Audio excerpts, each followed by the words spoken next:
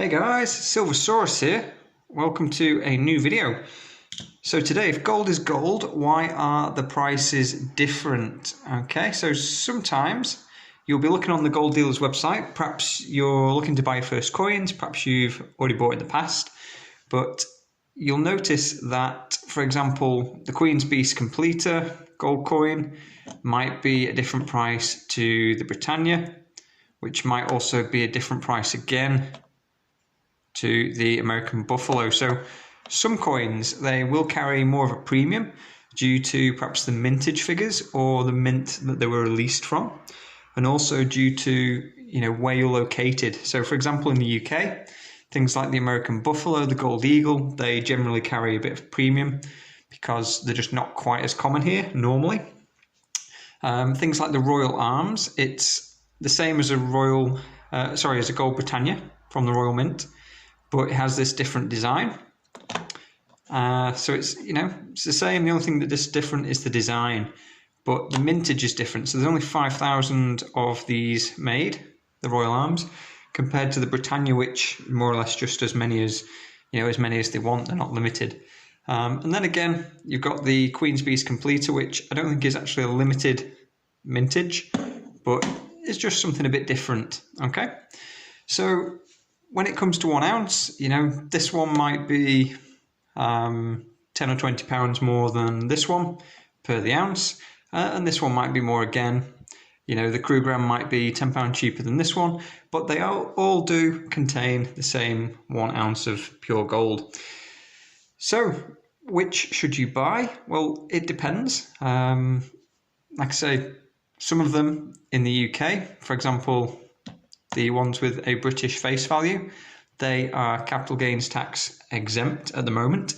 So whilst we do have an allowance, if you were to maybe mount up, maybe you've been buying for years and years, and you've ended up with 50 ounces, and you come to sell, and gold's gone to the moon, whatever the price may be. If you've made so much profit, you're going to end up paying some tax on something like the Canadian Maple, the Krugram, the Buffalo, whereas you wouldn't, if the current rules are the same, on the British coins that have a British face value.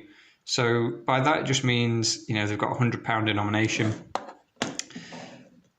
So that is one of the reasons. You might be looking at quarter ounce, you might be looking at whatever it is. If it's quarter ounce maple versus a quarter ounce Krug, they could be different prices.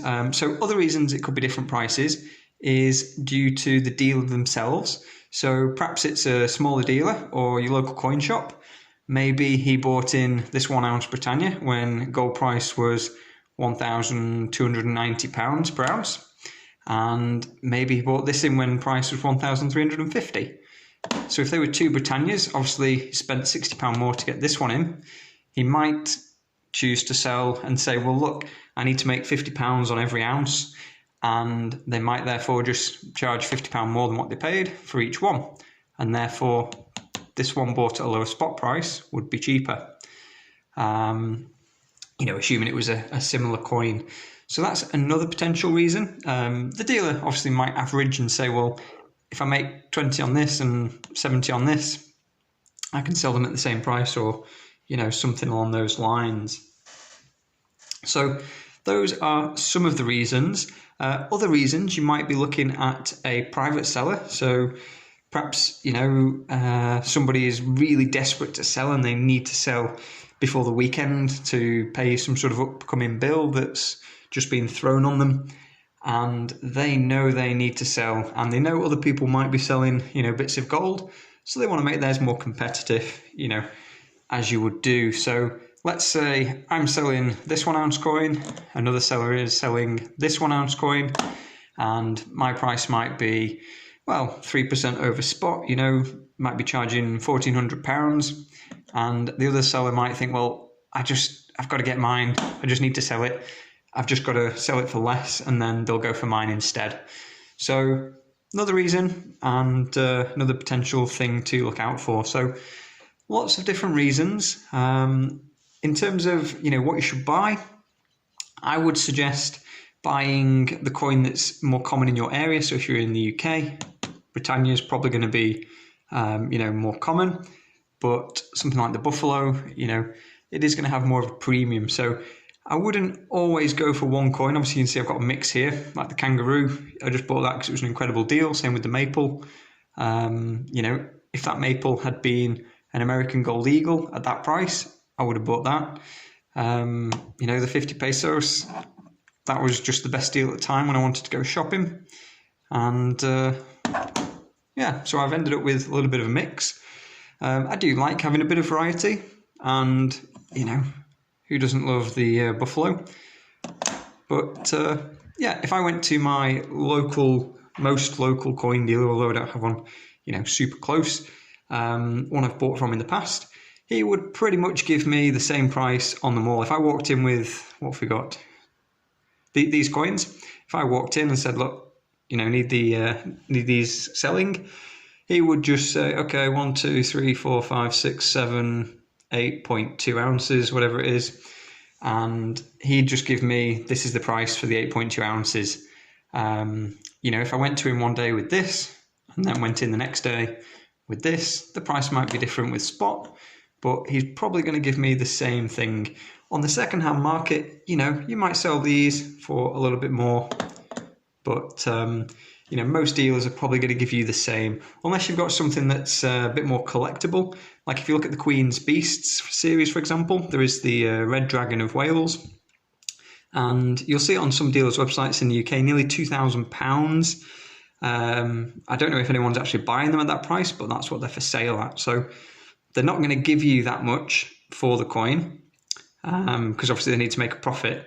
And they're probably going to give you, they might say, oh, I'll give you spot and I'll give you a little bit extra. You know, you might get 1% over spot for something like that, when they're going to try and sell it for 50% over spot, you know. But it's a risk, you know, they might have to hang on to it for a while at that price, and they need to find the right collector to get the collector's price. So lots of things to consider, and that is why 1 ounce of gold is not necessarily going to sell for the same price as another 1 ounce of gold. When it comes to smaller pieces, a smaller coin, a 1/4 ounce gold coin, you know, a 1/4 ounce Britannia, it's got the same design as this. It's obviously just 1/4 of the gold content. So out of this coin, the price that it's sold at, 1/4 of the, sorry, not necessarily going to be 1/4 of the price of this. You might pay, like I say, 1,400 for this at the moment. The price isn't going to necessarily be 1/4 of that for the 1/4 ounce, because both coins, this one and the 1/4 ounce, would both need manufacturing. They both need, you know, selling and distributing. Like, it takes the same staff member to put this in an envelope, seal it up, and go to the post office with it as it would take for a 1/4 ounce. So, you know, some of the costs are going to be the same. Some of the fixed costs that contribute to the price of the gold as well are also going to be different. So that's why you're not paying spot price usually when you go to a dealer. And like I say, many different reasons. So let me know if I've missed anything. Appreciate it. You know, appreciate you watching, and look forward to seeing you on the next one.